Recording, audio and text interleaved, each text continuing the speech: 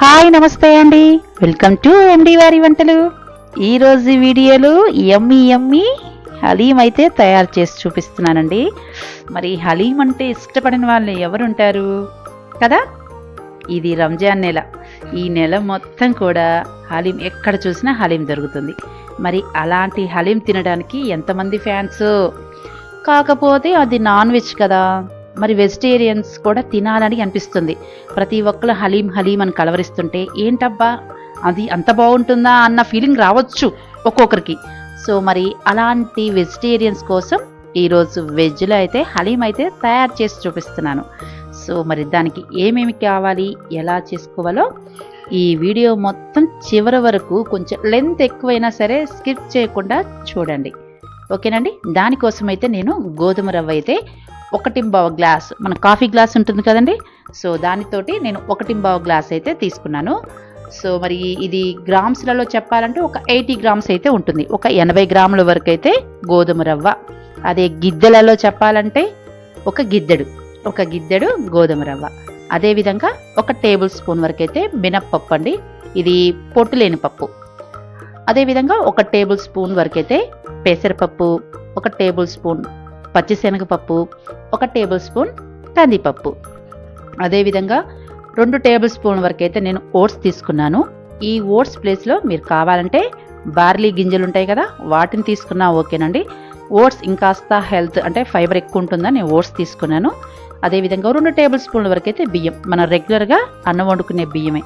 మీరు కొంచెం డిఫరెంట్గా కావాలనుకుంటే బాస్మతి బియ్యం అయినా యూజ్ చేయొచ్చు. సో అదేవిధంగా నేను ఏం చేస్తున్నా అంటే జీడిపప్పు పలుకులు ఒక 10, బాదం పలుకులు ఒక 10. సో వీటన్నిటిని కూడా శుభ్రంగా కడిగి ఒక 2 అవర్స్ అయితే నానపెట్టుకోవాలి. కంపల్సరిగా ఒక 2 గంటలు అయితే మనం నానపెట్టుకోవాలండి. అప్పుడే చక్కగా ఉడికిపోయి మనకి క్రీమీ టెక్స్చర్ అనేది వస్తుంది. చూసారు కదా, నేను ఒకైతే 2 గంటలు అయితే ముందుగా నానపెట్టేసుకున్నాను. శుభ్రంగా కడిగి పెట్టేసుకున్నాను కాబట్టి డైరెక్ట్గా ఇదే విధంగా ఒక కుక్కర్ తీసుకొని ఇందులో సేమ్ వాటర్ మొత్తం వేసేసుకొని ఇంకొంచెం అడిషనల్గా వాటర్ యాడ్ చేసుకొని ఒక 4 to 5 విజిల్స్ రాణించుకుంటే సరిపోతుంది. ఇందులోనే మీ టేస్ట్ సరిపడిన విధంగా కొంచెం సాల్ట్ మళ్ళీ నేను ఇప్పుడు దీని వరకే వేస్తున్నానండి. మొత్తం ప్రిపరేషన్ అంతా అయ్యేటప్పుడు మొత్తానికి సరిపోయే విధంగా మళ్ళీ వేస్తాను.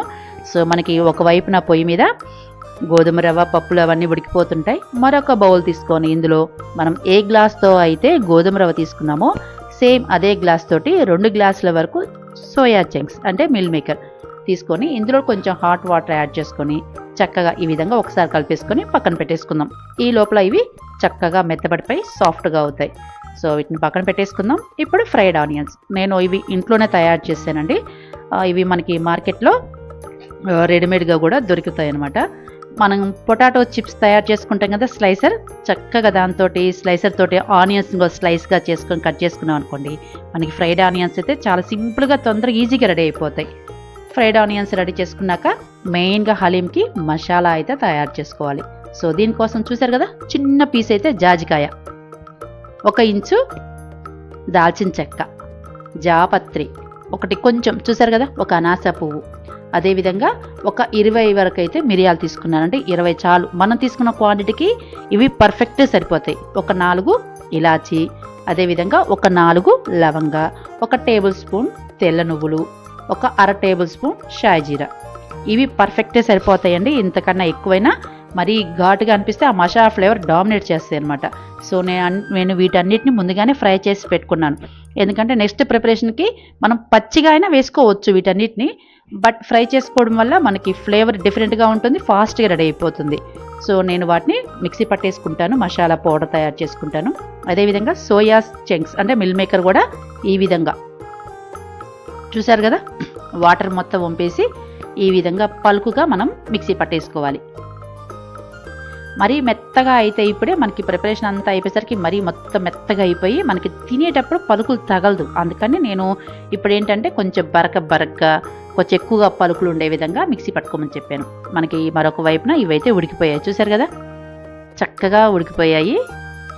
ఇంకా ఒకేసారి అంటే డైరెక్ట్గా ఇలానే యూజ్ చేసే విధంగా కావాలి అనుకుంటే ఇంకొంచెం వాటర్ ఎక్స్ట్రా పోసుకొని ఇంకొక 2-3 విజిల్స్ ఎక్స్ట్రా రానిచ్చారనుకోండి, మనకి పప్పులు అవన్నీ మెత్తగా అయిపోయి పేస్ట్ లాగా అయిపోతుంది. అలా అయినా చేసుకోవచ్చు.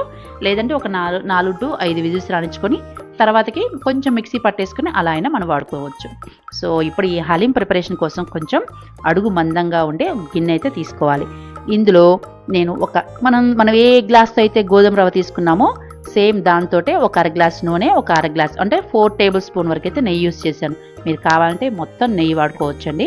సో అందులోనే ఒక బిర్యానీ ఆకు, ఒక హాఫ్ కప్ వరకు చిన్నది అంటే 4-5 గ్రీన్ చిల్లీ వేసుకుని అవి వేగిన తర్వాతకి ఇందులోనే మనం మిక్సీ పట్టుకున్న సోయా చంక్స్, అదేవిధంగా ఒక అర టేబుల్ స్పూన్ పసుపు వేసుకొని చక్కగా చూసరికి లైట్గా ఆయిల్ రిలీజ్ అయ్యింది.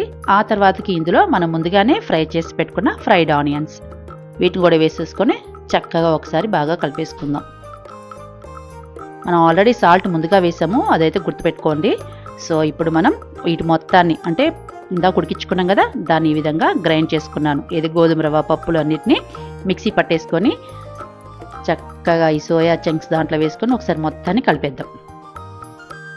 బాగా కలిపేసుకొని ఇప్పుడు ఒక్కసారి ఉప్పు అయి చెక్ చేసుకోండి మీరు. ఇప్పుడు ఇందులోనే మిక్సీ పట్టేసుకున్న మసాలాలు కూడా యాడ్ చేసుకొని బాగా కలిపేసుకొని ఇప్పుడు ఒకసారి ఉప్పు చెక్ చేసుకొని మనం ముందుగానే ఉప్పు వేసుకున్నాం కదా, సో ఇంకేమన్నా తగ్గితే కొంచెం అయితే యాడ్ చేసుకోండి. అల్లం వెల్లుల్లి పేస్ట్ నేనైతే ఇప్పుడు యాడ్ చేస్తున్నాను అండి. మీరు కావాలనుకుంటే సోయా చంక్స్ ఫస్ట్ మనం ఫ్రై చేసుకుంటాం కదా, అప్పుడు వేసుకొని ఫ్రై చేసుకున్నా సరిపోతుంది. అలా అయినా పర్వాలేదు, ఇలా అయినా పర్వాలేదు. అదేవిధంగా మీ టేస్ట్ తగిన విధంగా కారం అయితే యాడ్ చేసుకోండి. మనం మిరియాలు కూడా వేసాము, గ్రీన్ చిల్లీ వేసాము. సో అదైతే మీరు బాగా గుర్తుంచుకోవాలి. దానికి తగిన విధంగా మీరు రెడ్ చిల్లీ పౌడర్ అయితే యాడ్ చేసుకొని ఈ విధంగా ఒకసారి బాగా కలిపేసుకున్నాక ఇందులోనే సన్నగా తరిగిన పుదీనా, అదేవిధంగా కొత్తిమీర వేసేసుకొని ఒక్కసారి బాగా కలిపేసుకొని ఇక్కడ నుంచి ఉంటుందండి అసలైంది మనకి ప్రాసెస్ అంతా. ఎందుకంటే ఇక్కడ నుంచి మనకి ఆయిల్ రిలీజ్ అయ్యే వరకు చక్కగా లో టు మీడియం ఫ్లేమ్లో పెట్టేసుకొని మనకి హలీం క్రీమీ టెక్స్చర్ రావాలంటే అప్రాక్సిమేట్లీ ఒక 20 నిమిషాలు టైం పడుతుందండి. సో అంత టైం పడితేనే అంత టేస్ట్ వస్తుంది. అందుకనే ఇప్పుడే కొంచెం చిక్కగా ఉందని నేనేం చేస్తున్నాను, కొంచెం వాటర్ యాడ్ చేస్తున్నాను. ఎందుకంటే ఎక్కువ టైం ఉడకాలి కాబట్టి మనం ఇందులో జీడిపప్పు, బాదం పప్పు కూడా వేసాం. సో అడుగంటుతుంది. సో అడుగంటకుండా జాగ్రత్తగా తిప్పుకుంటూ మనం ఈ హలీంని మనం ప్రిపేర్ చేసుకోవాలన్నమాట. అందుకని నేను కొంచెం వాటర్ కూడా యాడ్ చేసుకున్నాను. ఒకసారి బాగా కలిపేసి అలా గంటితో కుదరతలే అని చెప్పేసి ఈ విధంగా పప్పు గుత్తి అయితే తీసుకున్నానండి. తీసుకొని చక్కగా చూసారా, స్మాషర్తో స్మాష్ చేసినట్టుగా చక్కగా ఈ విధంగా బాగా గట్టిగా కలుపుకుంటూ చేస్తే మనకి క్రీమీ టెక్స్చర్ వస్తుంది. ఒకవేళ మీకు అందుబాటులో లేకపోతే ఓకే, గుంత గంటెలు ఉంటాయి కదా, చెంచాలు లాంటివి కాదు. సో గుంత గంటెలతోటి ఈ విధంగా చూసారు కదా, ఒక 20 నిమిషాల తర్వాత నాకు ఈ విధంగా ఆయిల్ అయితే రిలీజ్ అయిందండి. మీరు కావాలంటే నెయ్యి, నూనె మధ్యలో కావాలంటే యాడ్ చేసుకోవచ్చు. అది పూర్తిగా మీ ఇష్టం అండి. నేను ఆయిల్ ఇవన్నీ కొంచెం తక్కువగా యూస్ చేస్తాను, అందుకని నేను అంతగా ప్రిఫర్ చేయట్లేదు. కాకపోతే హలీం అంటేనే నెయ్యి ఇవన్నీ ఫుల్గా యూస్ చేస్తారు. మనకైతే అది రెడీ అయిపోయింది. ఫైనల్గా నేనైతే పన్నీర్ అయితే వేసుకుంటున్నానండి. పన్నీర్ వేయడం వల్ల టేస్ట్ నెక్స్ట్ లెవెల్. మీకు పన్నీర్ వద్దు అనుకుంటే మనం కొత్తిమీర వేసాం కదా, ఆ టైంలో 1 గంట వరకు పెరుగు, అదేవిధంగా ఒక చిన్న గ్లాస్ పాలు అవి యూస్ చేస్తే సరిపోతుంది. లేదనుకుంటే పన్నీర్ యూజ్ చేసుకో. ఈ రెండిట్లో ఏదైనా పర్వాలేదండి, పెరుగు, పాలు, ఆ రెండింటికి బదులుగా పన్నీర్. కాకపోతే నాకు పన్నీర్ వేస్తేనే టేస్ట్ అనేది నెక్స్ట్ లెవెల్గా ఉంది. ఐ హోప్ నా వీడియో మీకు నచ్చిందనే అనుకుంటున్నాను. నా వీడియో కనుక మీకు నచ్చినట్టయితే ప్లీజ్ లైక్ చేయండి, షేర్ చేయండి, సబ్స్క్రైబ్ టు ఎండి వారి వంటలు. మరొక కొత్త రెసిపీతో మళ్ళీ కలుద్దామండి. ఇందులో ఫ్రైడ్ ఆనియన్స్, జీడిపప్పులు, ఆహా, పన్నీర్ వేసుకొని టాపింగ్ చేసుకొని తింటే సూపర్.